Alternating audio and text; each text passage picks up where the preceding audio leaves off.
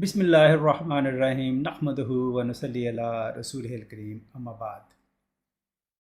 If you remember in lesson 14, we discussed how to make Jumla Ismiya. And that happened after we discussed Murakkab Tawsifi to a significant extent. We looked at Jumla Ismiya and then went back to Murakkab Tawsifi. We are going to revisit Jumla Ismiya today because there is a lot more to know about Jumla Ismiya. As we said at the time, Arabic is unique in a way that you can make Jumla, which means a sentence, without a verb. And that sentence is called nominal sentence, Jumla Ismiya. You just put two nouns together in a way that gives the meaning of a full sentence. Of the current languages, only the sister language Hebrew does have this kind of Jumla. All the other languages, they need a verb to make a sentence, to make a Jumla. So Jumla Ismiya has two components. It has two nouns put together in a special way. The first noun is called Mubtada and the second noun is called Khabar. We'll come back to that in a sec. Remember, we started Murakkab Tawsifi and we said Waladun Hasanun, a good boy. Then we made this definite and we said Al Waladul Hasanu, the good boy.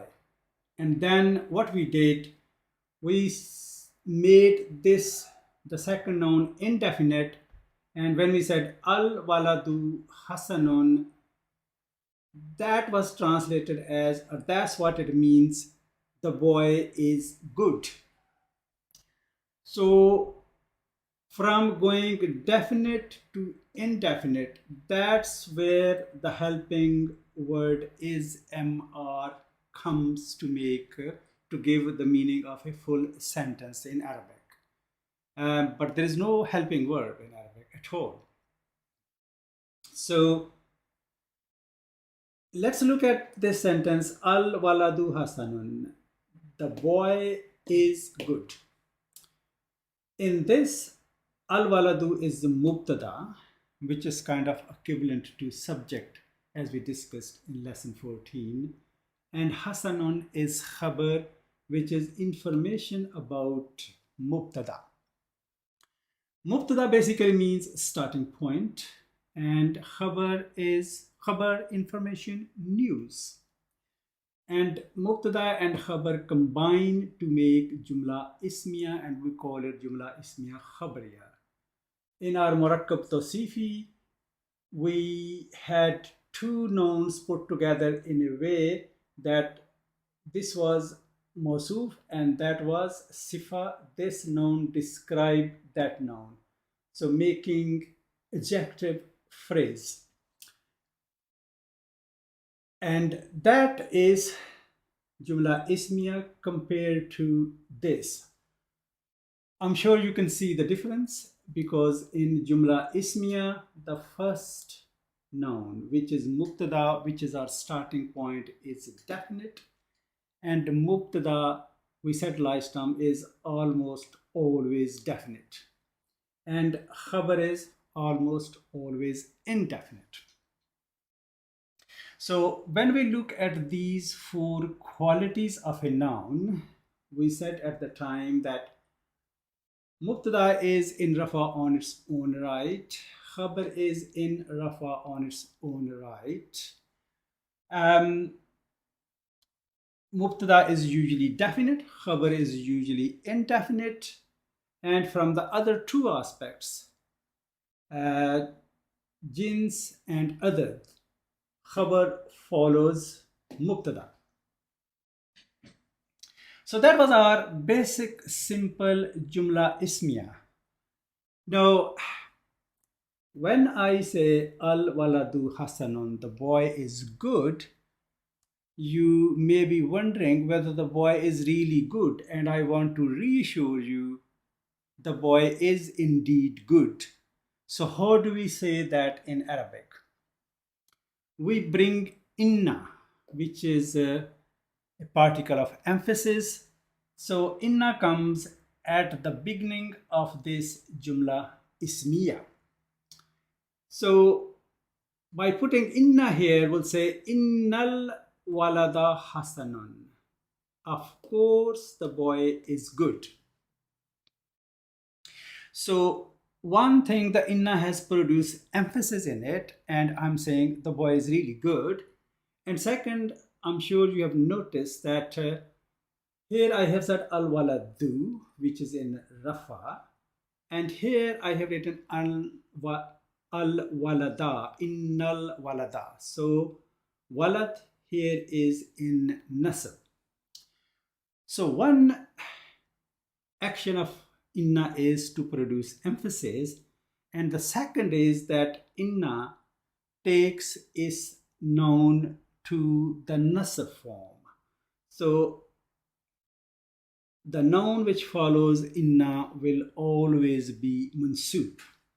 Inna does not have any effect on khabar, so khabar remains in rafa.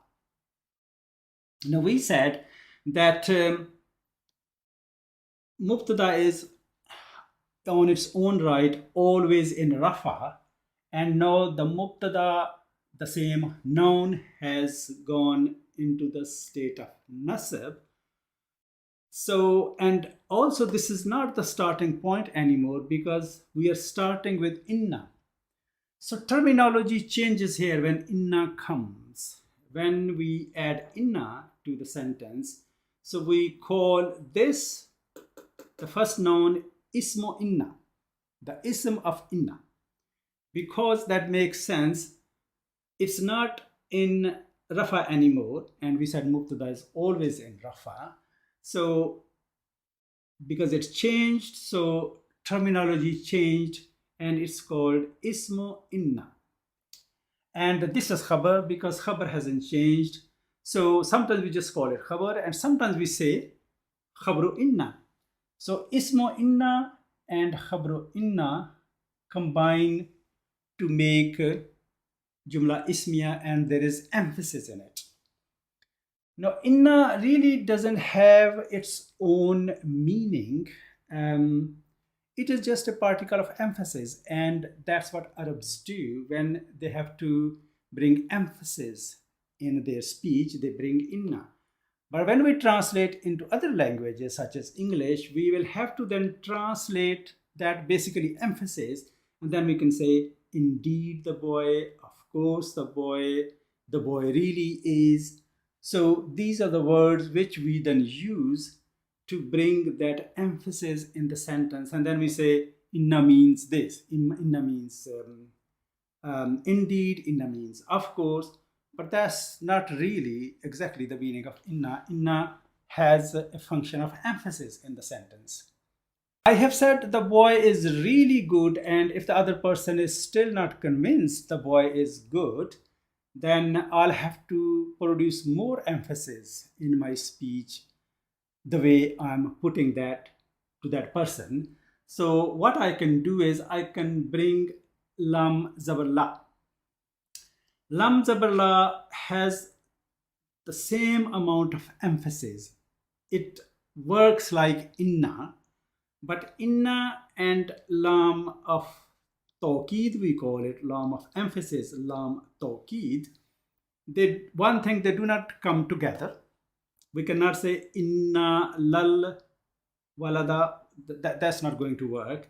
So they do not come together, and because they do not come together and we want to bring more emphasis in our speech, then we put lam zabar la, lam توكيد, on khabar. So in this case, we will say innal walada la hasanun. The boy is really, really, really good, whichever way you want to convey that in English. Saying in English, the boy is really, really, really good is not really the right way of speaking in English, but the point is that there is a lot of emphasis in here because of these two particles of emphasis, inna and lam zabar la. You have noticed that lam zabar la hasn't changed the i'rab of the noun. So that's exactly what it is. It doesn't change the i'rab of the noun to which it is prefixed, whether it is at the beginning or it is later on in the sentence. For example, if we look at this example, we say Hamidun Hasanun. Hamid is good. Now we want to produce emphasis in it. We can actually bring lam here rather than inna. We can bring lam here and we say La Hamidun Hasanun. Of course, indeed Hamid is good. Hamid is really good. But then you have noticed that even on this first noun, which was initially mubtada, it still is mubtada, lam of توكيد, lam توكيد hasn't changed the status of the noun. It is still in rafa, and khabar is going to be in rafa anyway.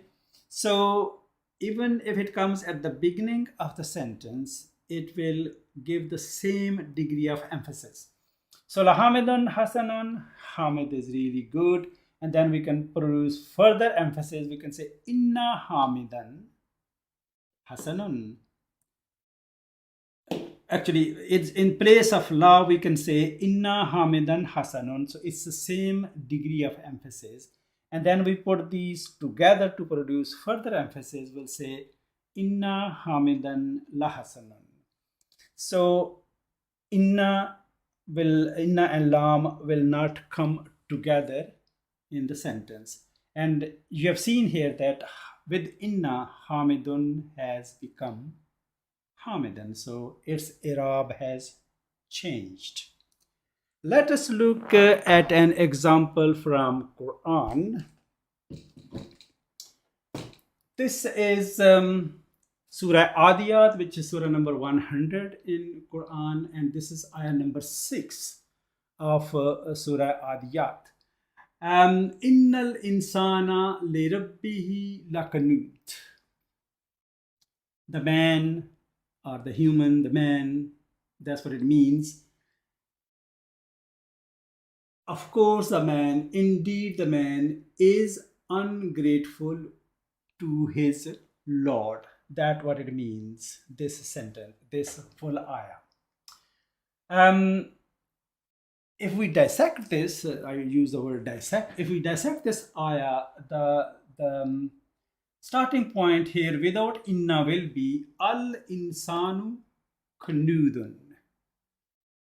The man is ungrateful. But actually there is emphasis in here already in this pattern. We have learned about patterns in Arabic, and this is the pattern of fa'udun. For example, we say Ghafurun. Allah is Ghafur. Not forgiving, but very forgiving. So there is already emphasis in this. Saburun, not patient, but very patient. So in this Qanud, there is already element of emphasis, and the correct translation, if we do the translation, is going to be the man is very ungrateful. And Lirabbihi, I have brought Lirabbihi here at the end. In Quran it is not. This is clearly not Quran. That is the normal word order and arrangement in Jumla Ismiya. In Jumla Ismiya, the default structure, the default arrangement in Jumla Ismiya is that we have a Mubtada at the beginning, then we have Khabar, and if anything comes afterwards, and in this case we call this Jar Majroor, which is Muta'allaq Khabar. So Muta'allaq Khabar tends to be in the default form after the Khabar towards the end of the sentence. In this case, it is not just simple Murakkab Jari. We can say here Rab, which is Lord, and He, which is Damir, which means his Rab, Rabbi, my Rab, Rabbuka, your Rab, Rabbuhi, his Rab. Here it is Rabba. So Rab here is Mudaf, and Damir who is Mudaf ilayh, and that makes Murakkab idafi. And that murakkab idafi is majroor. The whole of this murakkab, whole of this phrase is majroor for this harif jar, which is lamzirli. Remember, it's not lamzirla here, lamzirli. So, al insanu kanudun li rabbihi. The man is very ungrateful to his Lord. And that's our analysis. Mubtada, khabar and muta'alliq khabar combine to make jumla ismiya khabariya. And that is the default structure or default nature of word arrangement in jumla ismiya.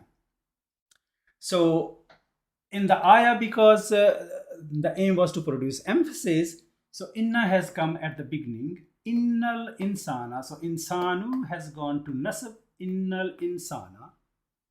Of course, the man. And then kunudun, we have got a lam of توكيد here for further emphasis. So, of course, indeed, the man is very ungrateful. Actually, there is very here, and that's how it really becomes difficult to translate these ayah into any other language, because you find difficult to bring that emphasis in translation. That's one thing. And second,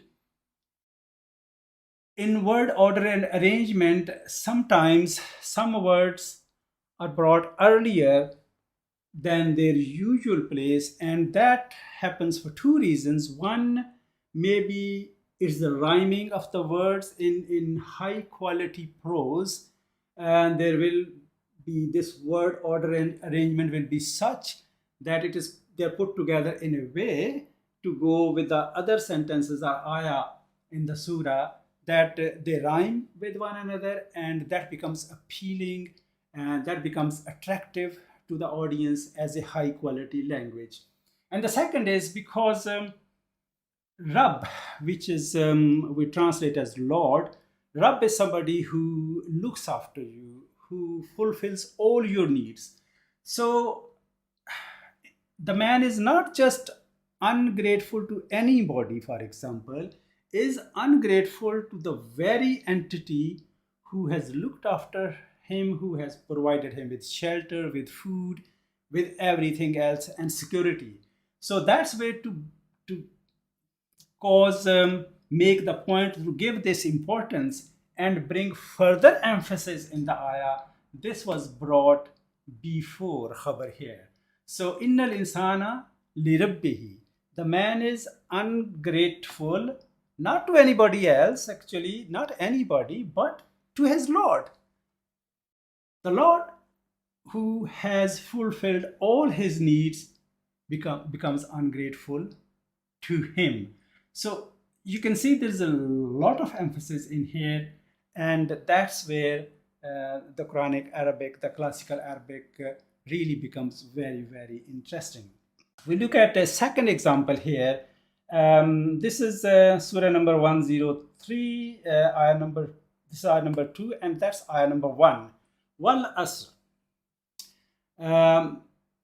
By the fading day, we can say, because asr is a time when the day is about to finish, and in olden days, all the things which people used to do, the business part of the things and everything else, they used to happen during daylight. And when it is the late afternoon kind of time, that means the day is now going. If you want to have your business kind of, if it is still not going well for you, there's not much time now. So try your best, do your best to increase your business.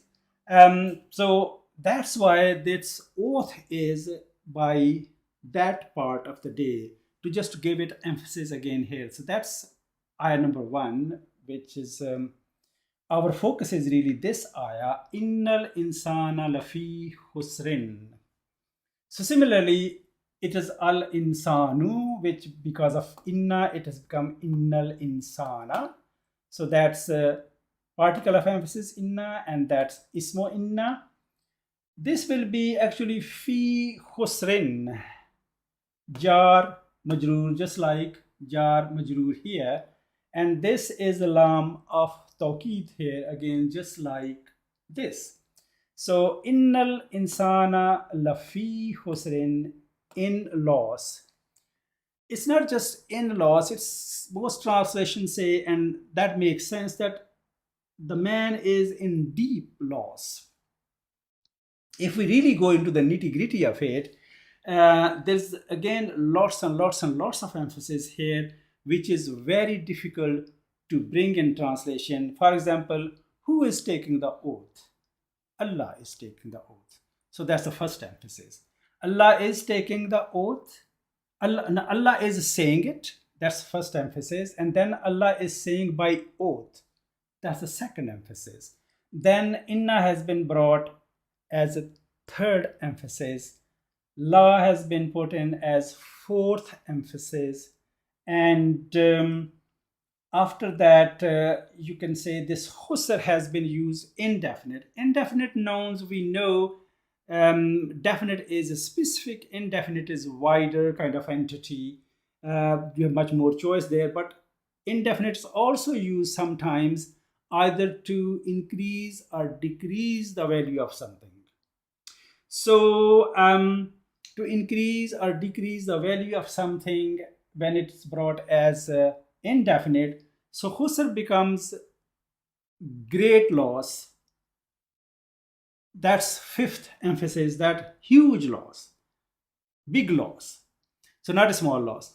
And then the sixth emphasis is husr is something, that kind of loss. It's not that you're losing your profit. You are actually also losing your capital which you have put in. So that's the sixth emphasis in it. So 6 degrees of emphasis in these two ayah. Very, very interesting. That's another ayah from Quran. This is Surah Yasin, Surah number 36, ayah number 3. Innaka laminal mursaleen. Of course, you are one of the messengers. You are a messenger. Mursaleen. So it is having used here as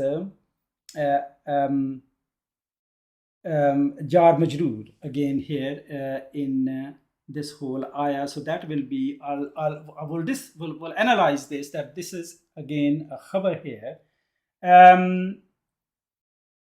There are many messengers, and of course you are one of those messengers. So innaka, here we see that after inna we don't have a noun like this. We have actually damir here, damir, which is pronoun. So innaka, of course you. The basic form of this will be anta, you. Anta minal mursalina. You are from messengers. So anta, when we bring inna, we cannot really say inna anta, because we know that inna changes the status of its noun to nasab, and anta is actually one of those damair which are in rafa form. If you remember our video on damair, these are the damair which are damair marfu'a munfasila, stand alone damair, which are 14 like the other one, which is huwa, huma, hum, hiya, huma, hunna, anta, antuma, antum, anti, antuma, antunna, ana, nahnu. So this is anta. So anta is in marfu form. If we have to bring you in mansoob or majroor form, it has to be the other set of damair, which we said hu, huma, hum, ha, huma, hunna, ka, kuma, kun, tum, ki, kuma, kunna, and ya and na. So ka is in this case, because of inna, we know that it's not in majroor form. This is mansoob form. So these zamair, we call them zamair majmurura muttasila, the joint damair. they are used as joined with other words. So innaka, of course you, and then minal mursalin, lam توكيد has come here on this harf jar. So lam minal mursalin, you are from the messengers. So there is again lot of emphasis here. Yasin wal Quran al Hakim innaka laminal mursalin. I hope that all has sunk in. Subhanakallahumma wa bihamdika ashhadu an la ilaha illa anta astaghfiruka wa atubu ilayk.